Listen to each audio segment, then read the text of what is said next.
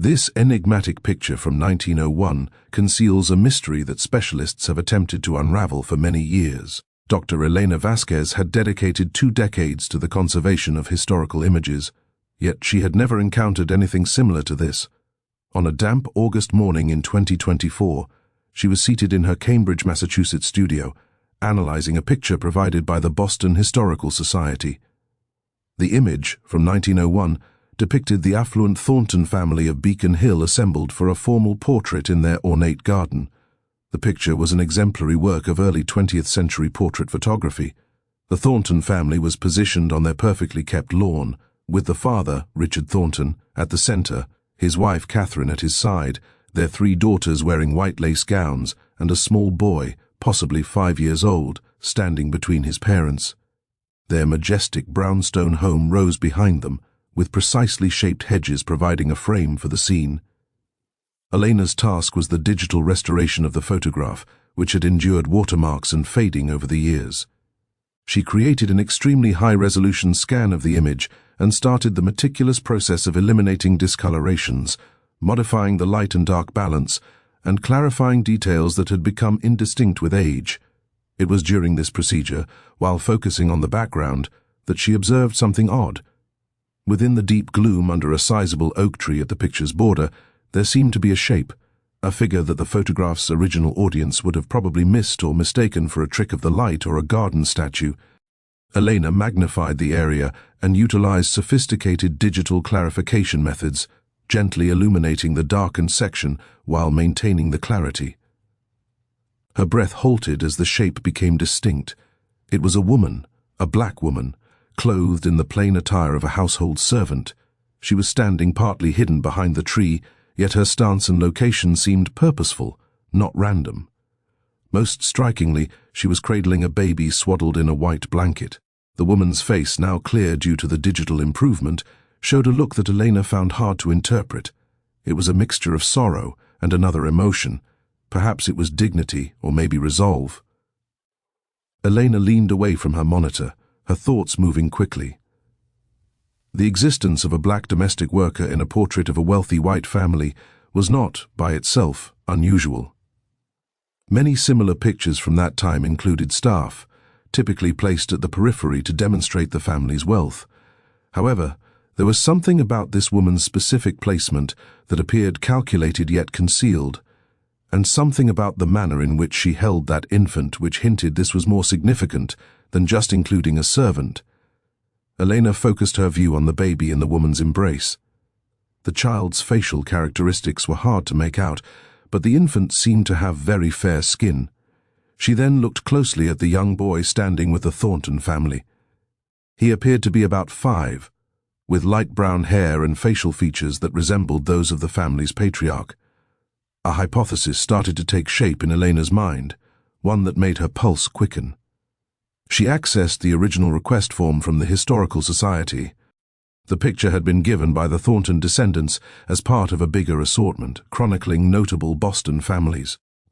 The related paperwork named the individuals in the main group: Richard Thornton, his wife Catherine, their daughters Margaret, Elizabeth, and Anne, and their nephew James, whose parents were said to have perished in a disease outbreak, leaving him without family. But there was no reference to the woman in the shadows, no mention of the baby she carried. Elena dedicated the remainder of her day to investigating the Thornton family history.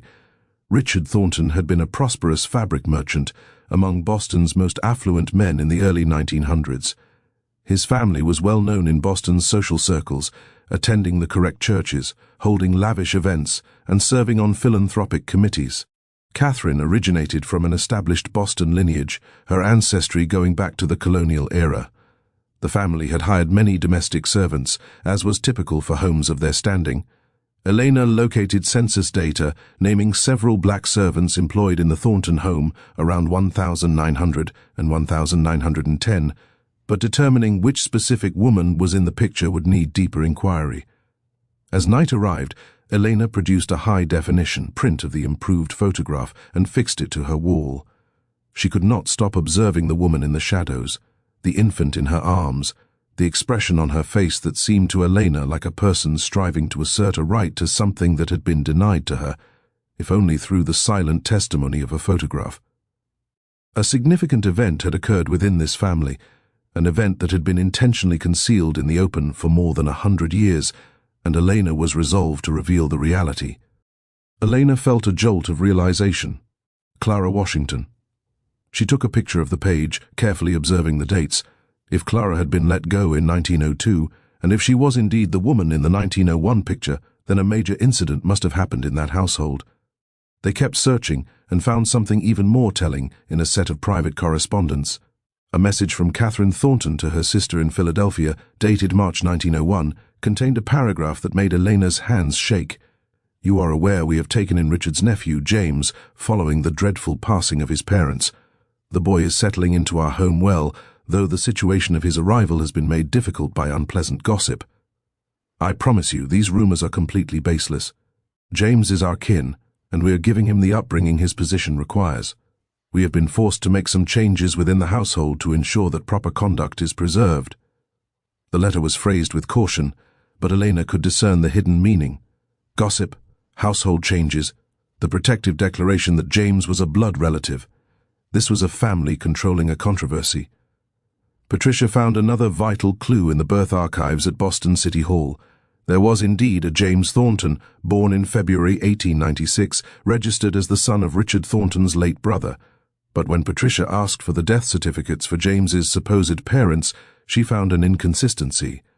They had died in 1898, not 1896.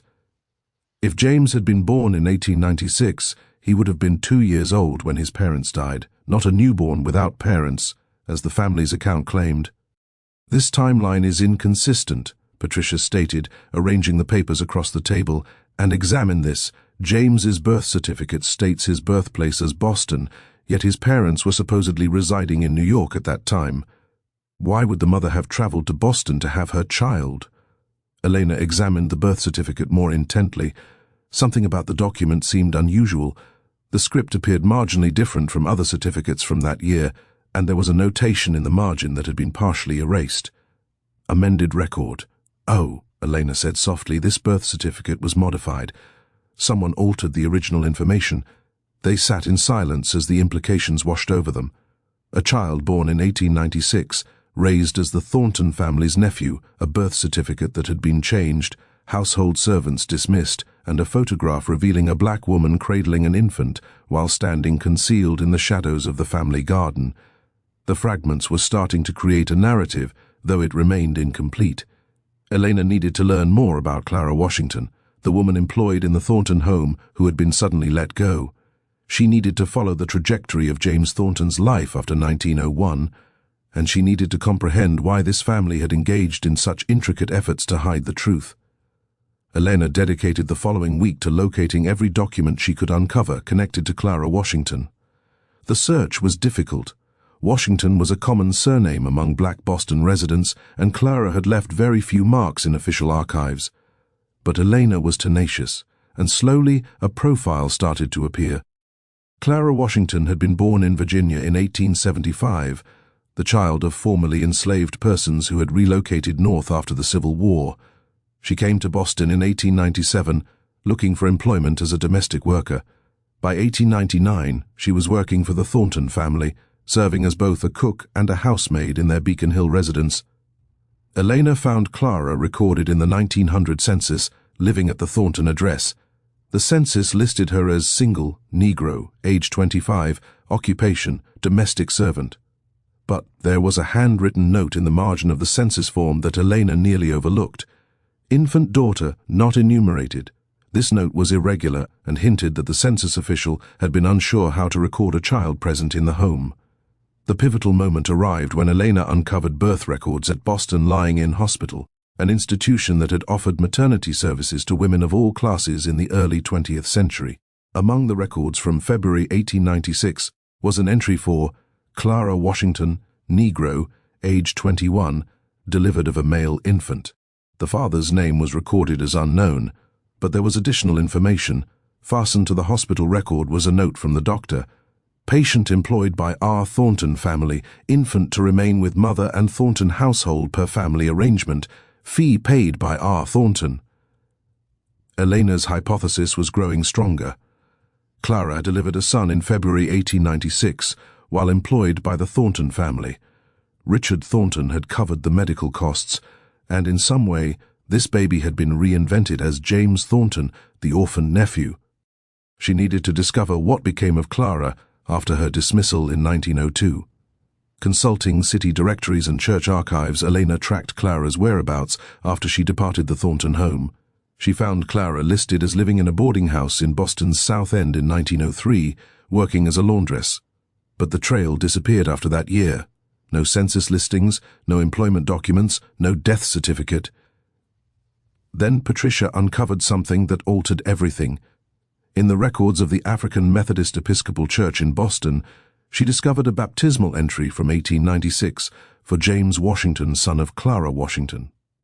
The baptism had occurred just weeks after the hospital birth record, and it plainly identified the child's last name as Washington, not Thornton.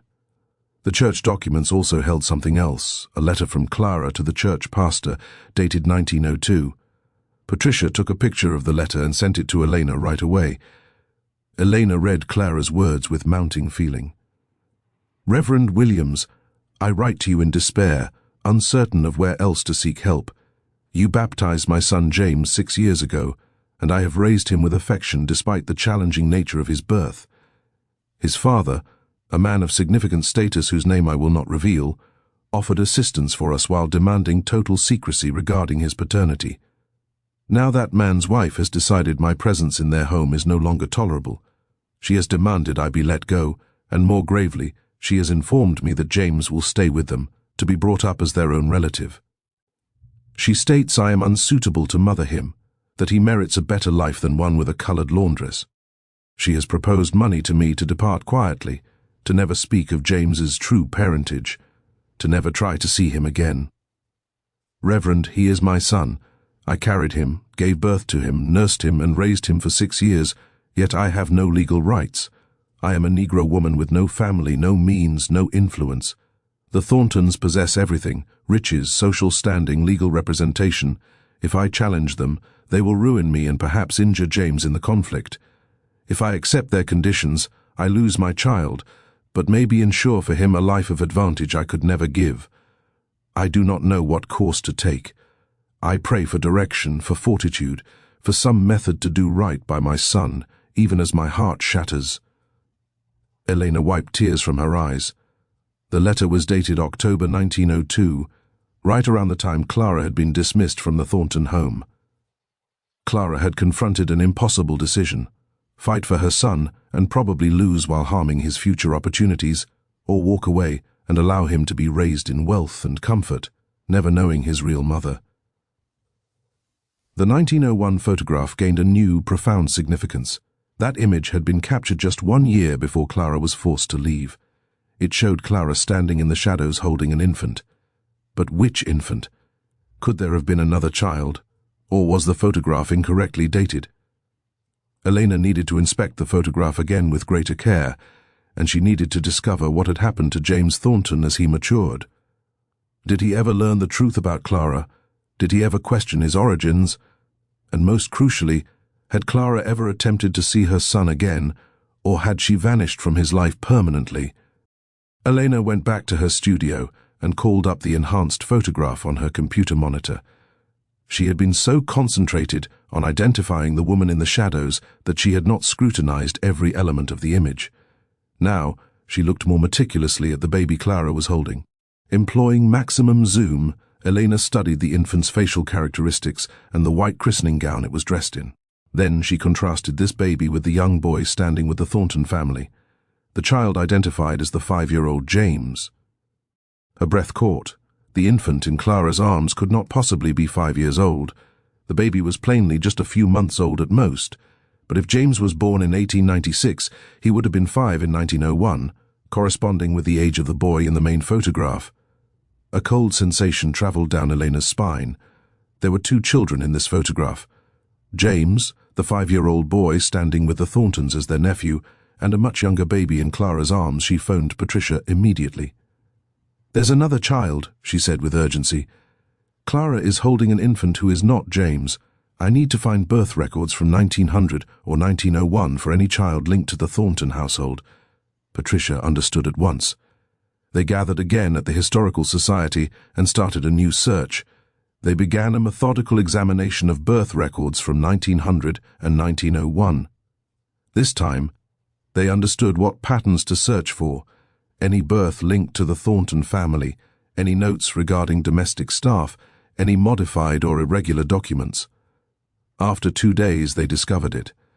In March of 1901, merely months before the picture was taken, Boston Lying in Hospital documented the birth of a female baby to Clara Washington, a Negro domestic servant. Once again, Richard Thornton had paid the medical costs.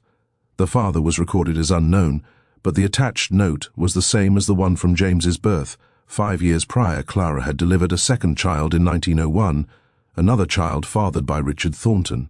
The infant in the photograph was Clara's daughter. "Where is this child?" Elena said aloud. "What became of her?" Patricia started looking through adoption archives, death certificates, anything that could follow the destiny of Clara's daughter. The investigation was challenging. Adoption documents from that period were frequently closed or inadequately kept, and many children born to unmarried mothers simply vanished from official records. Then Patricia discovered something in the files of the Boston Home for Colored Children, an orphanage that functioned in the early 20th century. In their admission records from September 1901, there was an entry for a female infant approximately 6 months old, surrendered by Mother Clara Washington, child in good health, adoption pending. The chronology aligned perfectly. The photograph had been captured in the summer of 1901, depicting Clara holding her baby daughter. By September, just a few months later, Clara had been compelled to give up the child to an orphanage. But there was more. Fastened to the intake document was a note. Adoption finalized October 1901. Child placed with family in New York. Records sealed per family request. Substantial donation received from anonymous benefactor to support orphanage operations. Elena comprehended. The Thorntons had organized for Clara's daughter to be adopted out. They had paid for the adoption to be rushed and the documents sealed. They had erased the second child from Clara's life just as they had taken James. But they had permitted Clara one single thing: that photograph. They had allowed her to stand in the shadows of their garden, cradling her infant daughter for a final time, creating a lasting proof of her motherhood, even as they readied themselves to take that child from her. The photograph wasn't merely a family portrait, Elena said softly. It was Clara's final opportunity to be recognized as a mother, even if only on the edges, even if only in the darkness. Someone in that family, perhaps Richard himself, or maybe even Catherine, understood that Clara merited at least that much. Patricia nodded slowly. But why keep the photograph? Why not destroy it if it held proof of their secrets? Because someone wanted the truth preserved, Elena answered. Even if it was concealed, even if it required more than 100 years to be found, someone wanted Clara's motherhood recorded. Elena redirected her research to James Thornton, the son Clara had lost when he was 6 years old. What had happened to him? Had he lived his entire life believing he was Richard Thornton's nephew, never knowing his actual mother had been forced from the home when he was a child? She started with census data, tracking James through the years. In 1910, at age 14, he was listed in the Thornton home as a nephew, attending a private school. By 1920, at 24, he had graduated from Harvard Law School and was employed at a Boston legal practice. The 1930 census showed James Thornton, aged 34, married to a woman named Elizabeth, residing in Boston's Back Bay area with 2 young children. His profession was listed as attorney. He had clearly attained success and social standing, but there was another detail in the 1930 census that captured Elena's notice. Under race, James was listed as white, but there was a tiny, barely visible notation in the margin that read, "Mulatto, amended." Someone had initially recorded James as being of mixed race, then altered it to white. Elena's pulse quickened. Had there been doubts regarding James's racial background? Had someone observed that he did not look completely white, or had gossip about his true parentage pursued him into his adult life? She looked through newspaper archives, seeking any reference to James Thornton. What she discovered amazed her. In 1935, James had been in the news for taking on a contentious case, defending a black family that had been violently removed from their home in a white Boston community. The case had attracted considerable attention because James, a white lawyer from a distinguished Boston family, had worked pro bono to defend the black family against affluent white landlords. He had won the case, establishing a legal precedent that weakened bigoted housing policies. Over the subsequent decades, Elena learned that James Thornton had become one of Boston's most distinguished civil rights lawyers. He had defended numerous black clients, had battled against segregation in schools and public facilities, and had been key to several pivotal cases that progressed racial justice in Massachusetts. In 1954, the year of the Brown versus Board of Education ruling, James had delivered an address at the NAACP's Boston chapter that was reported by local papers. Elena located the text of his speech in the archives. "I stand before you today as an individual who has profited from privilege throughout my life. The privilege of education, of social standing, of being accorded respect simply due to my skin color. But I also stand before you as someone who understands that justice postponed is justice refused, that separate is intrinsically unequal, and that we cannot cease until every citizen of this country enjoys the complete rights and dignity our Constitution guarantees." The speech was compelling, but what resonated with Elena was a short segment near the conclusion. There are individuals in our lives, people who cherish us, who make sacrifices for us, whose contributions remain unseen and unacknowledged. We owe them a debt we can never entirely settle. The very minimum we can do is struggle for a world where such sacrifices are no longer required, where love and family are not limited by the manufactured divisions of race. Elena wondered if James had known. Had he in some way discovered the truth about Clara? Had he committed his life to civil rights because he comprehended on some fundamental level that his own life was a product of racial inequity? She needed to learn more. She needed to find James's descendants, if any existed, and discover whether the family had kept any private papers or records that might disclose what James understood about his beginnings. Elena found James Thornton's grandson via public directories.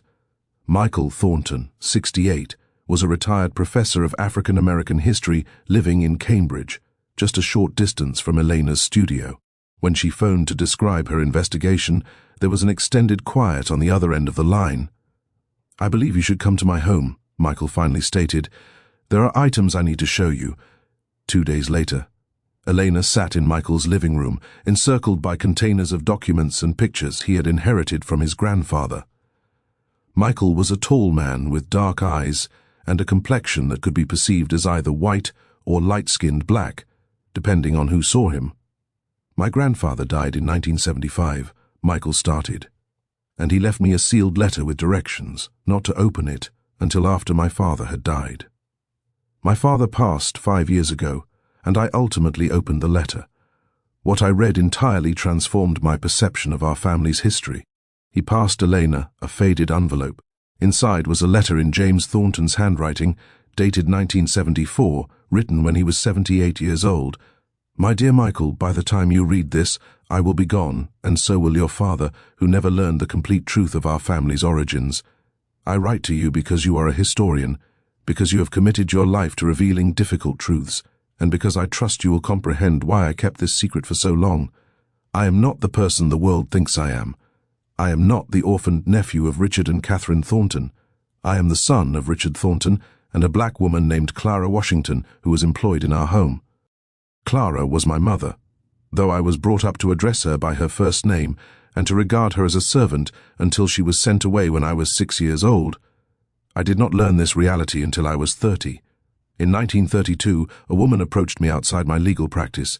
She was aged, fragile, and I did not know her. She told me her name was Clara Washington and that she was my mother. She showed me papers, my original baptismal certificate, a letter she had written to a clergyman, and a picture of herself cradling me as a baby in the garden of the Thornton residence. At first, I refused to believe her. The assertion appeared unbelievable, but she offered specifics about my early years that only someone deeply connected to me could have known, the names of my preferred playthings, a lullaby she used to sing to me, a mark on my shoulder that no one else would have seen. I spent weeks researching her claims, reviewing birth archives, conversing with former staff who had worked in the Thornton home. Everything she told me was confirmed. I was the child of a black woman, raised as white, provided every advantage while my true mother was made to vanish from my existence. My initial feeling was fury toward Richard Thornton, toward Catherine, toward all who had taken part in this falsehood. But Clara begged me not to be furious. She told me she had accepted what occurred, that she had observed from afar as I matured, went to college, became an attorney. She expressed that she was proud of me and that she had never been sorry for carrying me, giving birth to me, or loving me for the 6 years we were together. She also informed me about my sister, a daughter she had delivered 5 years after me, also fathered by Richard Thornton. That child had been taken from her and given up for adoption. Clara had attempted to locate her for many years but never managed to succeed. She showed me a picture, the same one I now store in my desk, showing her holding a baby in the Thornton garden. My sister, she told me, was the infant in her arms. I spent the final years of Clara's life calling on her frequently, learning of her life, comprehending the unthinkable decisions she had confronted.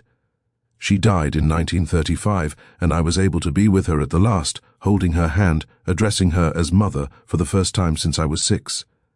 Following her passing, I committed myself to combating the kinds of unfairness she had suffered. I became a civil rights lawyer because I knew directly how the color line tore families apart, how racial bias compelled people into hopeless circumstances, how systemic bigotry robbed people of their fundamental human respect. Michael, you have decided to study African American history. Now you know you are a part of that history. Clara Washington was your great-grandmother. You carry her bloodline, her fortitude, her endurance. I have lived my life as a white man because that is how I was reared. But I want you to know the truth. I want you to respect Clara's memory. And I want you to find my sister, if any sign of her still exists. Your grandfather, James. Elena sat in astonished quiet. Michael had tears streaming down his face. I've been looking for my great-aunt for 5 years, he stated. I followed adoption records, searched for children taken from the Boston home for colored children in 1901, tried to find any link, but the documents are sealed or gone. I've encountered obstacles at every turn. Elena considered the photograph of Clara standing in the shadows cradling her baby daughter. That picture is the answer, she said. It is the sole visual proof of your great-aunt's life.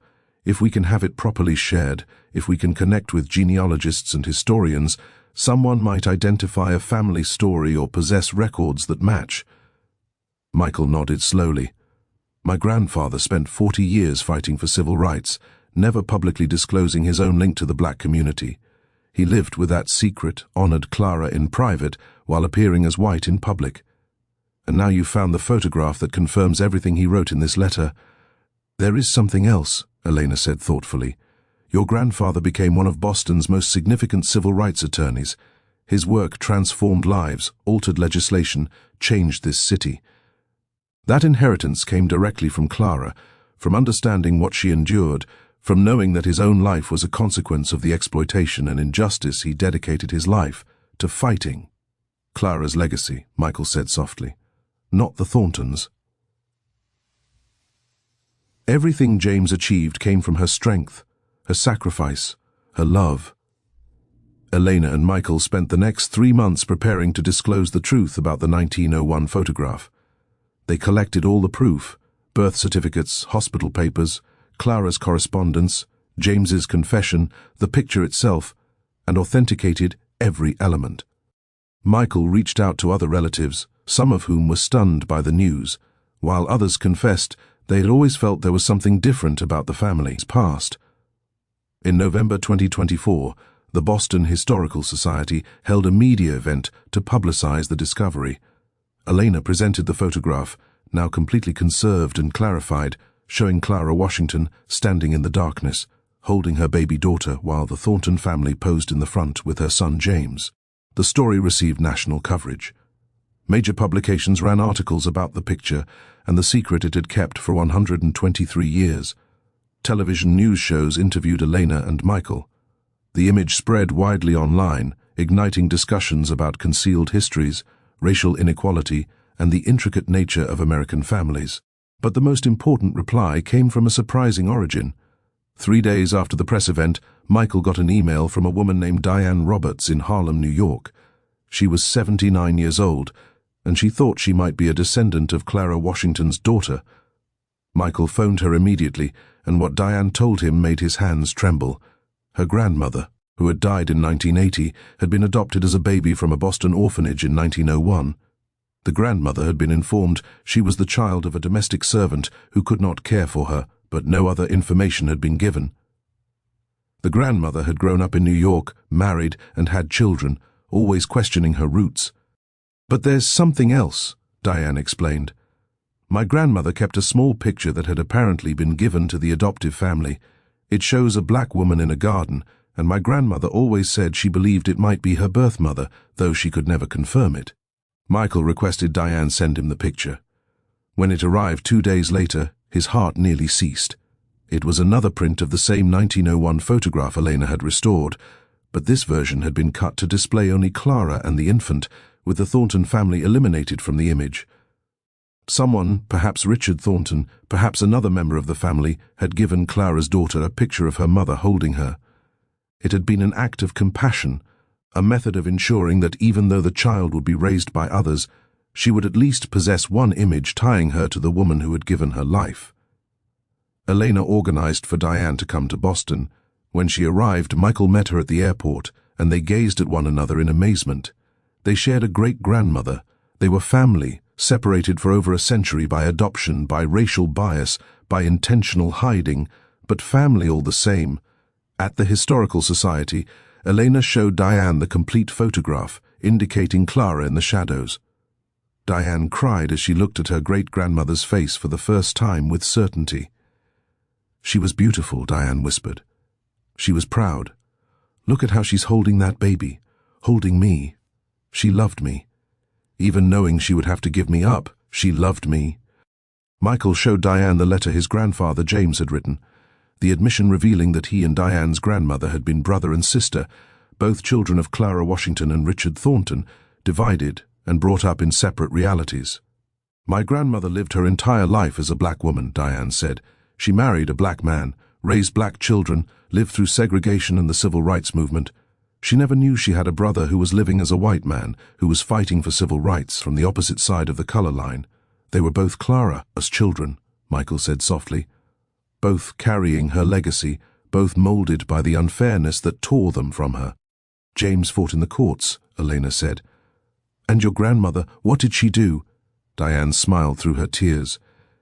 "She was a teacher in Harlem for 40 years. She taught hundreds of black children, told them they were brilliant and capable, prepared them for a world that would try to tell them they were not. She did for other people's children what Clara could not do for her own. She mothered them, believed in them, fought for them."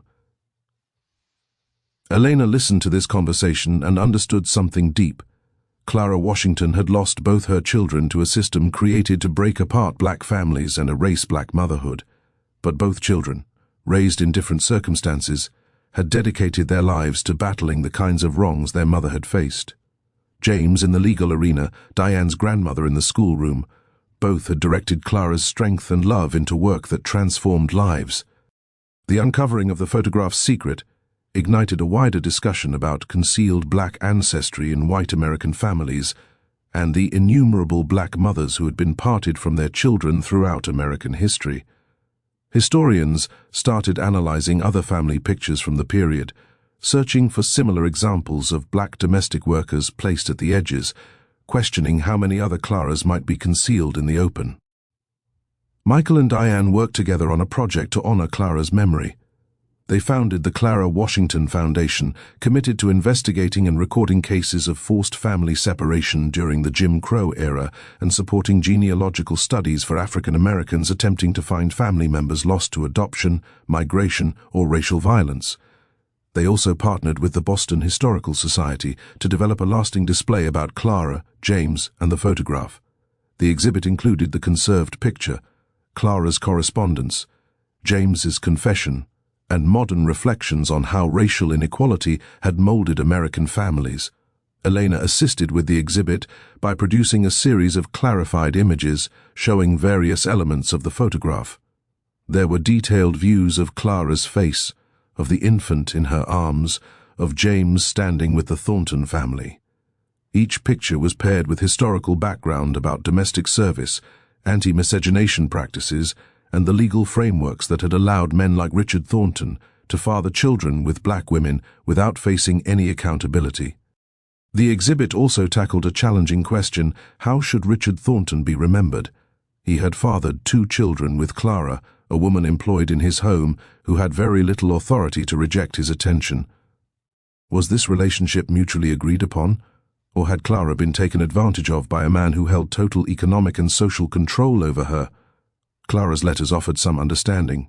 In one section she had written, "I do not claim to have been forced against my will, but neither can I claim I was free to refuse. What freedom does a servant have when her employer demands her company? What choice exists when refusal might mean joblessness, having no home, starvation? I cared for him. I will not deny that. But care that exists within such an unequal distribution of power cannot be called love. Not truly." The exhibit recognized this complexity, presenting Richard Thornton not as a straightforward antagonist nor as a forward-thinking man ahead of his era, but as an individual who had taken part in a structure of racial and economic misuse, even while sometimes showing compassion by paying Clara's medical expenses, letting her keep James for 6 years, and perhaps even organizing the photograph that preserved her motherhood. The photograph itself became a powerful symbol. It was included in textbooks, utilized in classrooms to educate about hidden pasts and the intricacy of race in America. Reproductions were asked for by museums nationwide. Artists produced works inspired by Clara's picture, honoring her dignity and grieving the children taken from her. But perhaps the most significant inheritance came from the descendants themselves. Michael and Diane, brought together by the discovery of their shared lineage, became close companions. They introduced their children and grandchildren to one another, building family bonds that had been cut for over 100 years.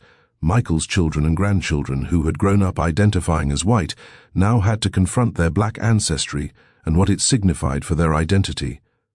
Some accepted it immediately, feeling it clarified something they had always felt about their family. Others wrestled with the revelation, uncertain how to combine their lived experience as white people with the knowledge of their black great-grandmother. Diane's family, who had always identified as black, welcomed the connection to Clara and the white relatives they had never known existed. But there was also difficulty here. There was sorrow in learning that Clara's son had lived his life as a white man while their own ancestor had borne the complete burden of racial persecution. There were questions about what it meant that some of Clara's descendants had profited from whiteness while others had not. These discussions were challenging, but Michael and Diane maintained they were essential. "Clara's legacy is not just in the photograph," Michael said at one family meeting. "It's in us, all of us, confronting the truth of our history, comprehending how racism formed our family, and deciding to move ahead together." The publicity around the photograph led to one last unforeseen finding. A genealogist in Connecticut named Thomas contacted Michael after seeing news reports of the story.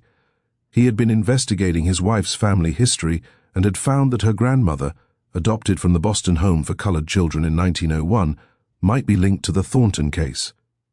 Thomas sent papers showing that his wife's grandmother, Sarah, had been adopted by a black family in New York, at the precise time Clara's daughter had been placed for adoption. The adoptive family had been informed only that the baby's mother was a domestic servant who could not care for her child, and that the father was unknown.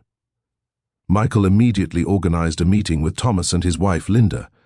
When they met, Michael showed them the picture of Clara holding the infant, and Linda started to cry. "My grandmother died when I was young," Linda said, "but my mother told me that grandmother Sarah always felt like something was absent from her life. She was cherished by her adoptive family, had a good upbringing, but she always wondered about her birth mother. She kept that small picture, the one of just Clara and the baby, on her dresser her whole life. My mother said grandmother would look at it and whisper, 'She loved me. I can see it in her eyes. She didn't want to let me go.'" DNA testing confirmed what the documents implied. Linda was Clara Washington's great-granddaughter, descended from the daughter Clara had been compelled to surrender in 1901. Linda, Diane, and Michael were all Clara's descendants. 3 limbs of a family tree that had been intentionally broken, but had somehow, against every probability, rediscovered one another. The 3 of them journeyed to Boston together to visit Clara's grave. She was buried in a cemetery in Roxbury in an area set aside for Black Boston residents. Her gravestone was plain, showing only her name and dates. Clara Washington, 1875 to 1935. Standing before Clara's grave, Michael, Diane, and Linda held hands. They told Clara that they had found each other, that her children and grandchildren and great-grandchildren were united once more, that her story would be remembered and honored. "You were hidden in the shadows of that photograph," Michael said softly to Clara's memory. "But you refused to be completely invisible. You insisted on being seen, on being acknowledged as a mother, even in the margins. And because of that photograph, because of your courage, we found each other. We found you." They commissioned a new headstone for Clara, one that listed not just her name but her truth. Clara Washington, 1875 to 1935, beloved mother. Her strength lives on in her descendants. The dedication ceremony for the new marker was attended by more than 100 people, descendants of Clara, descendants of James, former students of Diane's grandmother, attorneys who had collaborated with James Thornton, and historians moved by the photograph's discovery. Elena spoke at the ceremony describing how she had discovered Clara, concealed in the shadows of the family picture, and how digital clarification had uncovered what had been hidden for 123 years. Clara Washington was made invisible by a society that refused to acknowledge black women's humanity, that stripped black mothers of their right to their own children, Elena stated. But she discovered a method to make herself seen. She stood in that garden holding her baby and insisted on being included in the photograph. That quiet act of defiance, that refusal to be entirely wiped from history, is what allowed her narrative to endure. Clara knew she might never be able to speak her truth aloud, but she ensured there would be proof, ensured that one day someone might look carefully enough to find her. After the ceremony, Linda approached Elena, her face wet with tears. "Thank you," she said simply. "Thank you for looking carefully. Thank you for seeing my great-grandmother. Thank you for refusing to let her remain hidden."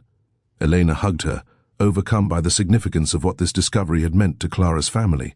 A photograph she had been hired merely to conserve had unlocked an entire concealed past, had reunited a family separated for over a century, and had brought acknowledgement to a woman whose motherhood had been denied and erased. 6 months after Clara's headstone was dedicated, Elena's work on the photograph was highlighted in a major museum exhibition titled Hidden Histories: Black Women in the Shadows of American Photography.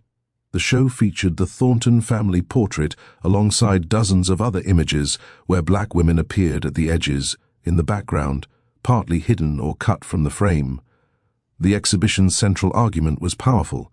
These women had been intentionally made invisible by families and photographers who wished to project a specific image of white propriety.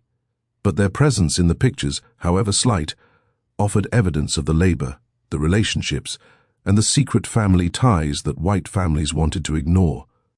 Elena's restoration of the Clara Washington photograph became the centerpiece of the exhibition. Visitors could view both the original, faded image, where Clara was barely perceptible in the shadows, and the conserved, clarified version where her face and the infant in her arms were distinct. The contrast showed how much had been concealed and how technology could help uncover suppressed truths. The exhibition traveled to museums across the nation, and everywhere it was shown, people came forward with their own stories. Families who had always sensed something was hidden in their past, who had heard quiet tales about black ancestors who had been denied or erased, who had discovered mysterious photographs showing individuals at the margins whose identities had been lost. Michael, Diane, and Linda took part in discussions at several exhibition locations, speaking about what it meant to discover Clara's story and how it had altered their understanding of their families and themselves. Michael talked about the burden and the advantage of passing, about his grandfather James's decision to live as a white man while advocating for black civil rights.